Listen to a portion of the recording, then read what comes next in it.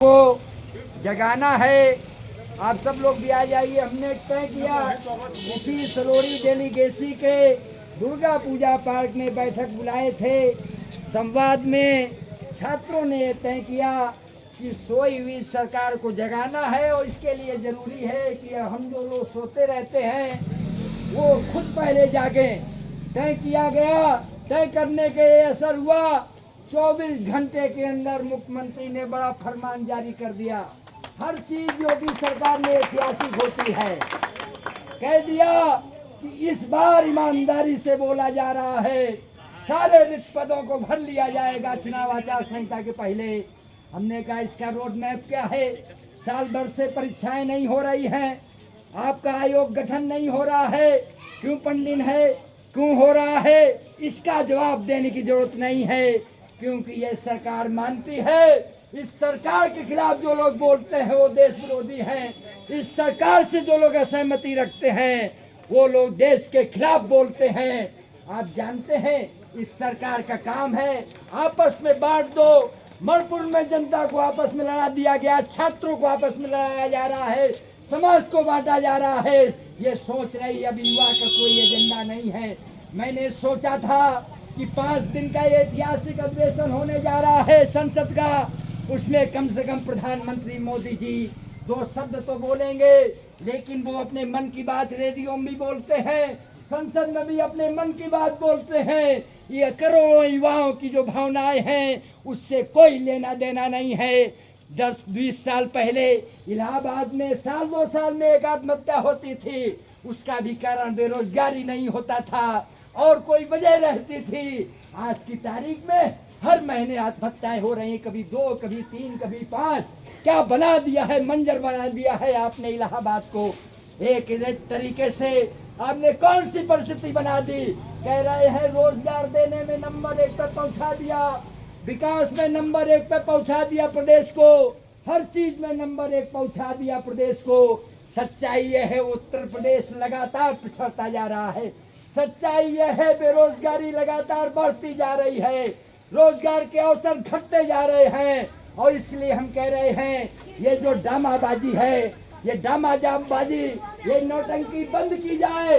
1 महीने के अंदर सारे रिक्त पदों का विज्ञापन जारी किया जाए, किसी भी भर्ती को हो, प्रदेश में भी और दिल्ली में भी जितने भी रिक्त पद हैं 1 महीने के अंदर विज्ञापन जारी किया जाए और 4 महीने 5 महीने के अंदर परीक्षाएं आयोजित कर ली जाए। बिहार में अगर हो सकती है 3 महीने में बिहार में प्रक्रिया पूरी होने जा रही है, उत्तर प्रदेश में क्यों नहीं हो सकती है? क्यों नहीं हो सकता है? चुनाव 2 महीने में पूरा हो सकता है, भर्ती परीक्षाएं पूरी क्यों नहीं हो सकती हैं? ये झूठा बयान है। 10-10 साल भर्तियां रुकी रहती हैं। इसलिए दोस्तों बहुत अनुरोध के साथ कहना है, ये सरकार तानाशाही सरकार है। पिछले दिनों मुझे जेल भेज दिया गया, पिछले दिनों अध्यक्ष जी को जेल भेज दिया गया, फर्जी आरोप लगा दिया गया। लड़कों का जो रेलवे का आंदोलन था कह दिया गया राजेश सचान ने भड़काया है, लड़के ट्रेन जलाने जा रहे थे।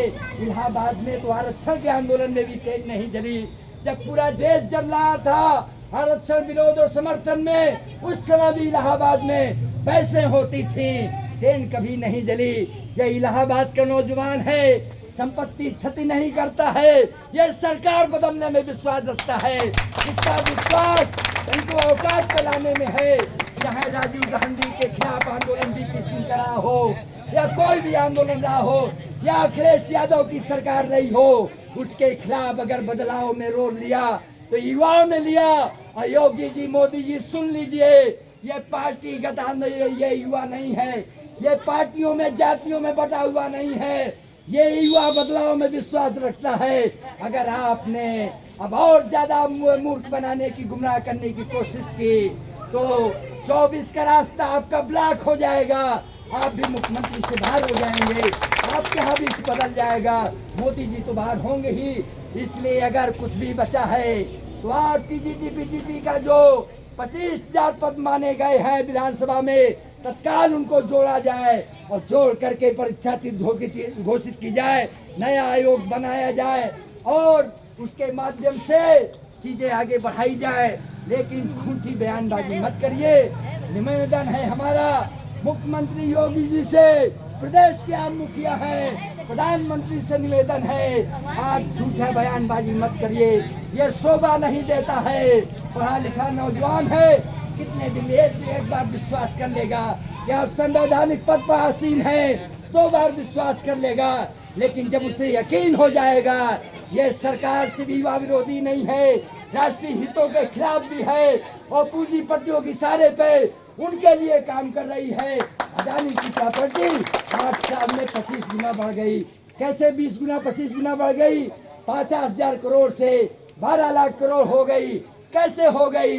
कैसे देश में पूंजीपतियों का कारोबार बढ़ता जा रहा है कि व्यापारी, किसान, आम आदमी उजड़ता जा रहा है। इसके खिलाफ अगर युवा खड़ा हो गया और प्रदेश में अगर जन जागरण पैदा कर दिया, आप कहीं के नहीं रहेंगे। इसलिए अनुरोध है कि युवाओं को मजबूर मत करिए। युवा बहुत हताशा निराशा में है। अगर उसने ये तय कर लिया कि अब हताशा निराशा की बात नहीं है, अब आपकी बारी है, अब हम लोग स्टीयरिंग में बैठेंगे और नया रास्ता, नया हिंदुस्तान बनाने के लिए आगे आएंगे, तो आपका ये जो गुमराह करने वाला खेल है, ये जो मंदिर मस्जिद का खेल है, ये जो समाज को विभाजन करने का खेल है, ये सब एक तरफ हो जाएगा और राष्ट्रीय मुद्दा रोजगार का सवाल बन जाएगा। हमने इंडिया गठबंधन के गलों से भी लेटर लिखा है और मुझे ताज्जुब है कि विधान लोकसभा में उन्होंने नहीं उठाया। हमने दोबारा अनुरोध किया है, लेटर लिख रहे हैं कि कम से कम आप लोग रोजगार के सवाल पर बोलिए, आप समर्थन करिए युवाओं के आंदोलन का। 1 तारीख को कर्मचारियों का आंदोलन है ओपीएस पे, ये लाखों लोग दिल्ली जा रहे हैं। आज डाउन था 2.5 के मुद्दे पे शिक्षकों का, किसानों का आंदोलन चल रहा है।